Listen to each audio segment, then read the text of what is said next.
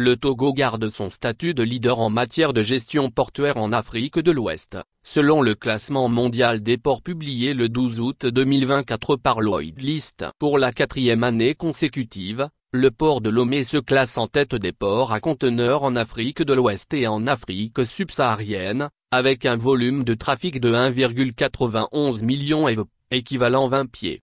Sur le continent africain, le port de Lomé se positionne au 5e rang, derrière Tanger Med au Maroc, 8,61 millions EV, Saïd en Égypte, 4,44 millions EV, Durban en Afrique du Sud, 2,54 millions EV, et Damietta en Égypte, 1,97 millions EV. À l'échelle mondiale, il occupe la 93e place, devançant des ports de renom tels qu'Iaosu Guangjiang en Corée du Sud, et la accent aigu Saros et à accent aigu Ordona au Mexique, Southampton au Royaume-Uni et Chengdu en Chine.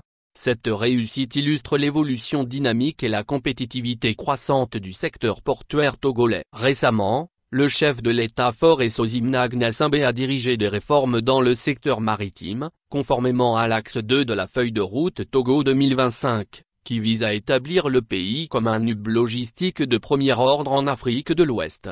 Les réformes récentes ont inclus la modernisation des infrastructures portuaires pour accueillir divers types de navires, l'implémentation de technologies numériques et l'automatisation des processus de gestion des marchandises, ainsi que la sécurisation accrue des opérations. En mars 2023, la deuxième phase du Lomé Container Terminal, LCT, a été mise en service avec un investissement de 400 millions d'euros, 260 milliards de FECFA. Cette expansion vise à porter la capacité annuelle de traitement des marchandises à 2,2 millions EV, avec une projection de trafic à 3 millions de conteneurs dans les années à venir.